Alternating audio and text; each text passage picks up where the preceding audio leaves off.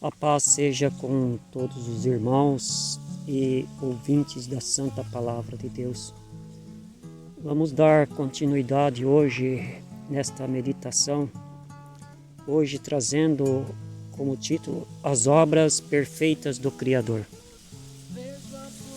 O verso que nós vamos ler está em Isaías capítulo 45, verso 18, que diz assim: Deus que formou a terra não a criou vazia, mas a formou para que fosse habitada. Eu sou o Senhor e não há outro. O objetivo é corroborar o que temos dito e considerar até que ponto o progresso dos últimos tempos afeta toda a criação de Deus. Isaías 42, verso 5. Observando um objeto de grande valor, cuja arte impressione pela beleza exterior, nunca pararmos para pensar como se deu o seu processo de fabricação. Caso se trate de um móvel, quantas árvores foram derrubadas para a fabricação? Ou quantas vidas se perderam em caso de mineração? Por outro lado, se observarmos uma árvore na natureza com as suas folhas verdes abanando-se ao sabor do vento, sua sombra que abriga as aves que nela se abrigam, o oxigênio que filtra e lança na atmosfera através de suas folhas, então podemos assimilar quantos benefícios um pequeno vegetal pode oferecer para o bem comum. Da forma como cada objeto precioso sai da natureza bruta para abrilhantar outros ambientes, assim somos nós, seres humanos, a que Deus fez para lhe ser agradáveis instrumentos de louvor em suas mãos e adorá-lo na beleza da sua glória. Uma árvore na natureza oferece sombra para muitas criaturas, produz frutos para alimento de bichos selvagens e semente para a reprodução da própria espécie, além de purificar o ar da poluição causada pelos homens. Abriga multidões de pássaros que se aninham em seus ramos e produzem seus filhotes, e assim a população de seres vivos aumenta cada ano de forma sustentável. Retirada do solo, aquela mesma árvore que beneficiava inúmeras criaturas vai agora dar o mínimo conforto para poucas pessoas mundo afora. Tem sua beleza, mas já não tem vida e, consequentemente, já não pode ajudar outras criaturas como dantes. Certamente será muito útil onde quer que esteja, mas na natureza teria muito mais utilidade. A natureza permanece como era desde o princípio. O sol, a lua e todos os astros continuam os seus ciclos normalmente. A semana continua a suceder-se a cada 7 dias e o ano com suas 4 estações, exatamente como Deus criou. A oliveira, que desde a criação produz oliva, continua a dar o mesmo fruto.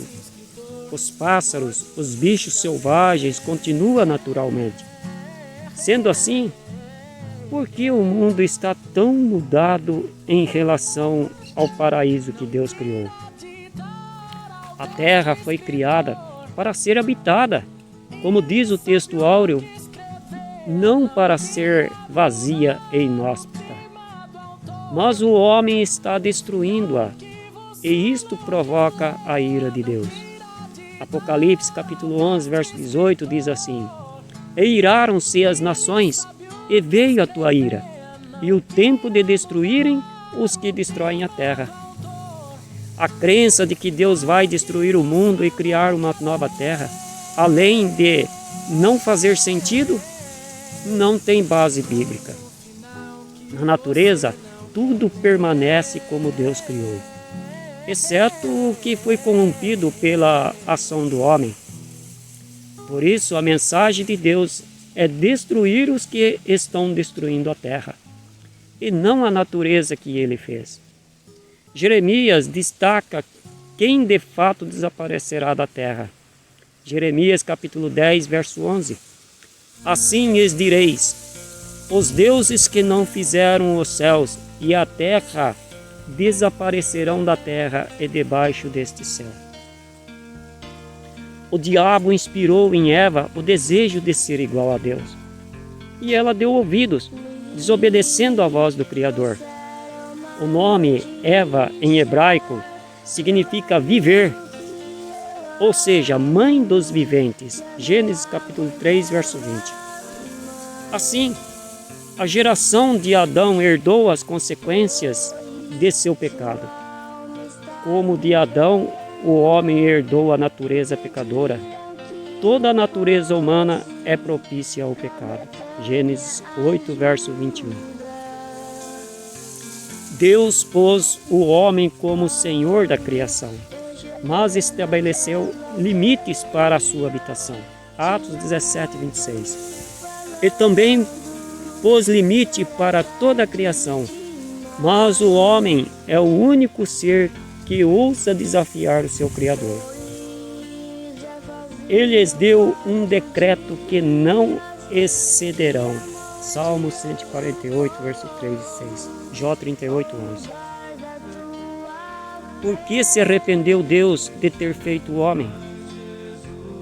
O homem é o único que se acha capaz de desafiar o próprio Deus, imaginando que pode explorar os mistérios do universo, reproduzir vidas em laboratórios, tirar a vida de seus iguais, oprimir uns aos outros, depredar a natureza, criar leis que contrariam a Deus e desviar-se das suas leis.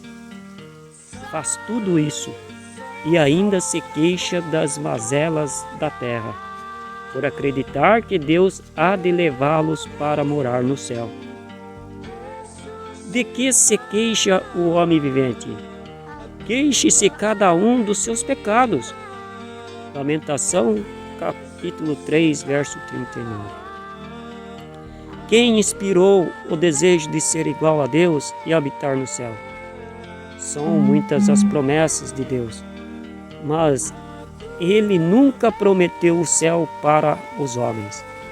Ora, os céus são os céus do Senhor, disse Davi, mas a terra deu-a Ele aos filhos dos homens. Salmo 115, verso 16. Mas Deus levantou o Messias para aniquilar as obras do diabo, resgatar a criação da morte e restaurar a terra ao estado original. Que Deus nos ajude e nos abençoe, em nome de Jesus.